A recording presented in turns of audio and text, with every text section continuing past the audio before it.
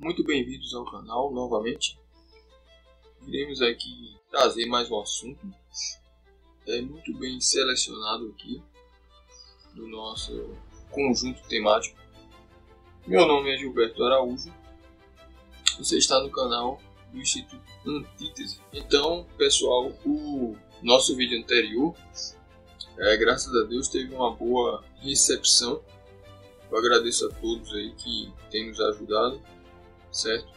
E aqui, sem qualquer demora ou qualquer tergiversação, queremos trazer então o assunto dessa oportunidade, que é um assunto extremamente obscurecido, secundário e também intricado sobre todos os aspectos, devido à preponderância em nossa sociedade ocidental de uma fragmentação e de um empobrecimento e também ressignificação do conceito de religião.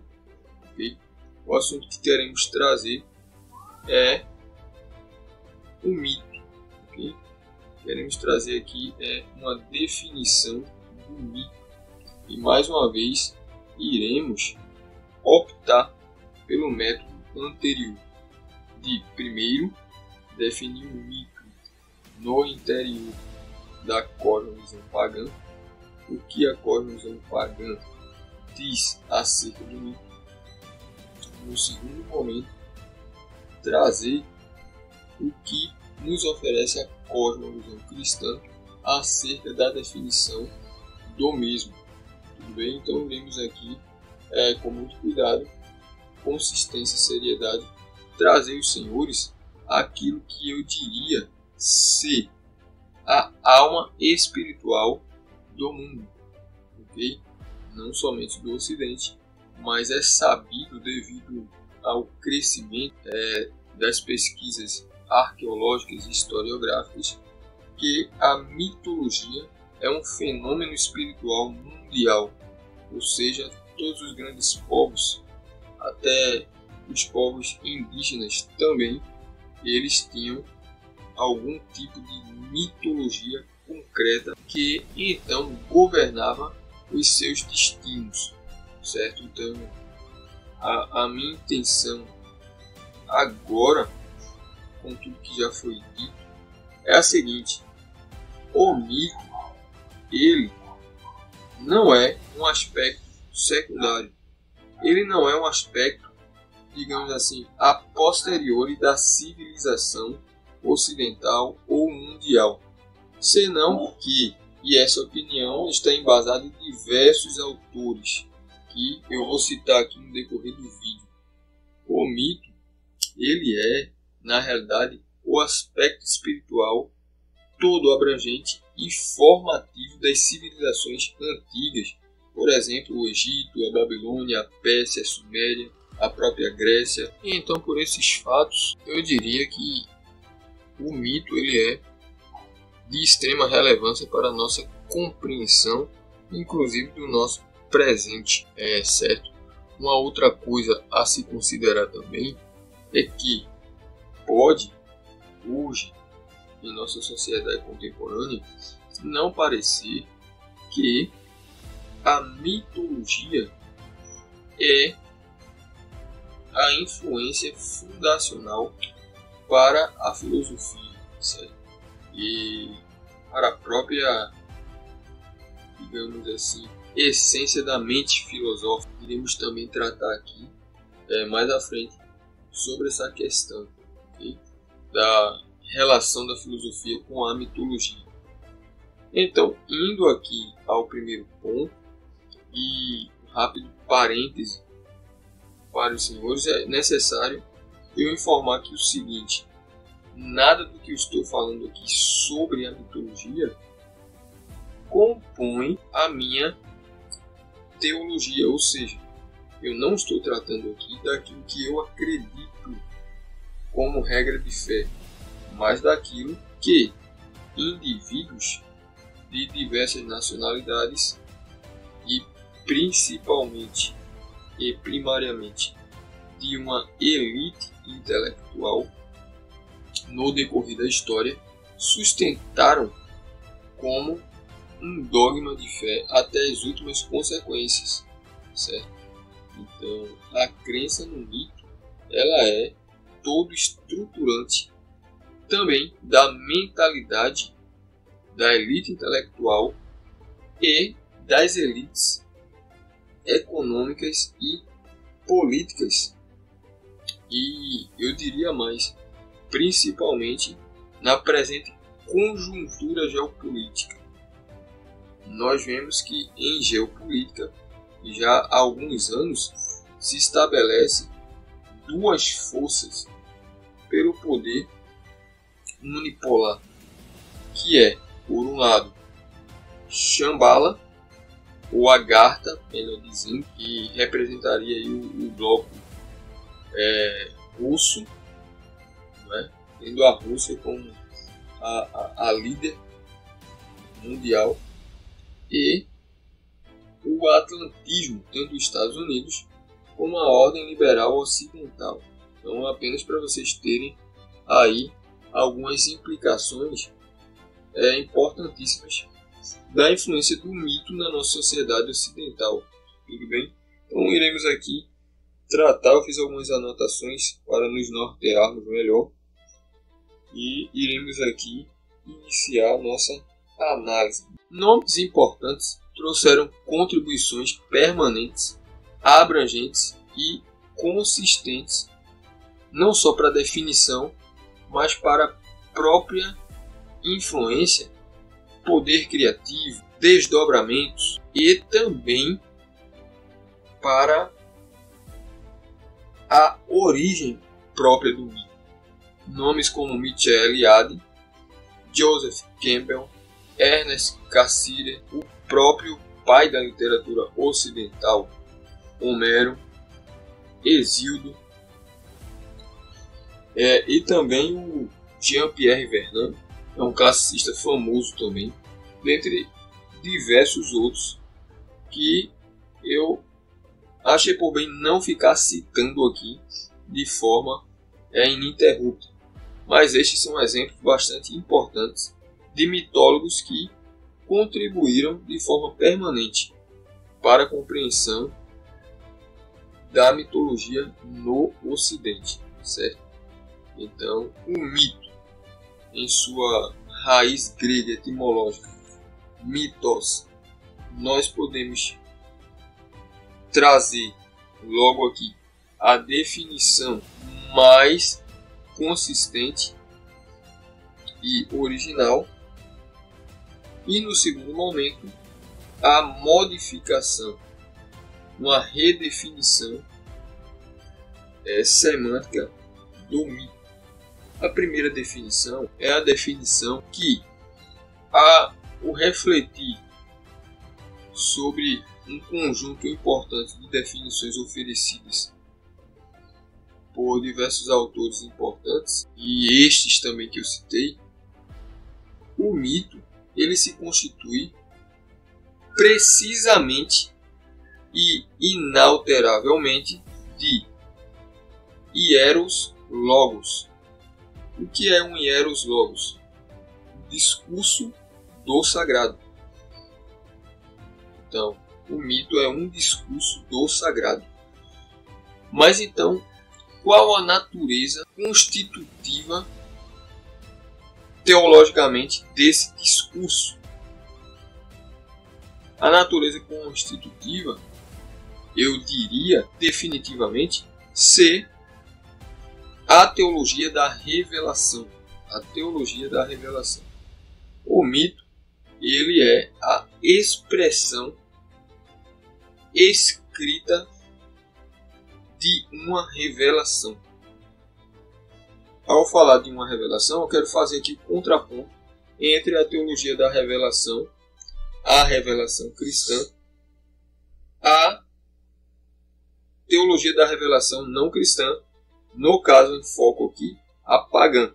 Então, para vocês não ficarem achando que eu estou misturando, né, os conceitos aqui acerca desse assunto. Então, é uma teologia da revelação, a expressão escrita do mito. E essa revelação sim, ela é consistentemente, essencialmente, uma teogonia, como o próprio Hesíodo escreveu e que se tornou uma obra muitíssimo, extremamente, brutalmente influente acerca da teogonia. Teogonia significa a origem dos deuses, ok? E eu lhes pergunto como seria possível, caso tudo não passasse, e nós vamos tratar disso também aqui, de mera lenda e de mera ficção inconcreta e sem qualquer raiz de verdade histórica, essa questão importante e permanente do mito, que nós podemos dizer, sem sombra de dúvidas, já vem se arrastando, pelo menos desde os rincões dos tempos mais imemoriais até o nosso presente mundo. Então nós não estamos tratando de uma possibilidade, nós estamos tratando de um fato que se arrasta nos subterrâneos da história desde sempre. Então, desde sempre, há uma consciência mitológica que rege todo o fazer filosófico, cultural, moral, artístico, científico, geográfico, matemático, antropológico, mágico e assim por diante. Então, de fato, é possível dizer, em relação direta, como desdobramento dessa definição oferecida por mim, aqui e agora, nesse vídeo, é afirmar que o mito ele é, de fato, inescapável, sem qualquer exagero hermenêutico, histórico ou teológico, senão que, de fato, há no interior do mito, como o princípio norteador máximo, uma teologia da revelação. Uma teologia da revelação. E uma coisa interessante também acerca do mito é que o mito ele não pode ser interpretado senão somente pelos teólogos, pelos sábios e pelos poetas. Você pode se questionar e dizer, então por que os filósofos trataram tanto acerca do mito? Tudo bem, os filósofos trataram, mas a questão que também será abordada aqui, e não agora, é que há uma distinção. Okay? Então, o mito, do ponto de vista filosófico, ele sofre uma alteração de significado. E essa alteração de significado irá realmente e infelizmente determinar todo o conteúdo semântico, hermenêutico e histórico do mito. O que não deveria de forma alguma ser levado a rigor como uma definição absolutamente, eu diria, definitiva e indiscutível acerca do fenômeno do mito. Porque, eu repito mais uma vez, sendo uma teologia da revelação, o mito, portanto, não pode ser, sem que caia numa contradição feroz e insolúvel, um fenômeno da criatividade dos poderes racionais. Então, a própria ideia de mito original contradiz tal possibilidade. O mito não é uma intervenção da criatividade humana, não. O mito é um elemento supra-histórico, transhistórico, que ocorre na pena literária, por exemplo, no caso da Grécia, do pai da literatura, Homero. E essa própria literatura irá tratar com pormenores estéticos, imagéticos, artísticos, retóricos, históricos, teológicos, do mais elevado nível de sofisticação intelectual, ao dar o título de pai da literatura ocidental para o próprio Homero. Então nós estamos de fato subestimando um fenômeno que está na raiz mesmo espiritual do mundo antigo. E do mundo antigo estou falando aqui Oriente, Ocidente. Então não é simplesmente uma espécie de característica do Ocidente. Ok? O mito é exatamente essa problemática, não somente semântica, não somente histórica, não somente filosófica, mas ele é a priori. Então, entendam os senhores que o elemento formativo para nós concluirmos essa primeira aproximação do mito, o mito é o elemento formativo a priori da cosmovisão pagã. Nós devemos conservar uma atenção muito mais, eu diria, elevada e também contínua acerca não só da sua natureza e origem, mas dos seus desdobramentos ainda hoje no mundo ocidental, por mais que as vozes, até dentro da academia, possam discordar disso, certo? Nós não temos, ao meu ver, e só talvez, mitólogos da qualidade desses que eu citei, ao chegar na altura de tratamento com um assunto em relação aos que eu citei atualmente. Não é? Só talvez porque, pelo menos aqui no nível do nosso país, ele é um assunto extremamente especializado, né? Que traz somente a atenção dos especialistas e para fins que, em sua maioria, vão adotar, vão flertar com o ponto de vista filosófico acerca do assunto.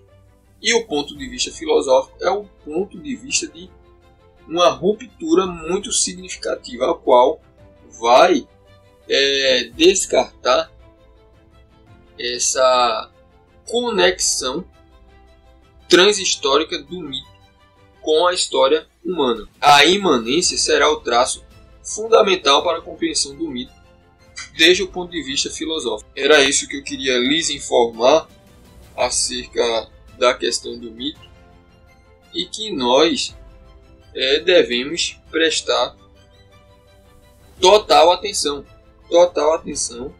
a esses desenvolvimentos. Também eu deixarei aqui no final do vídeo para que os senhores possam se informar de uma maneira muito mais abrangente e lúcida, uma pequena bibliografia que eu já preparei e vou deixar na descrição do vídeo.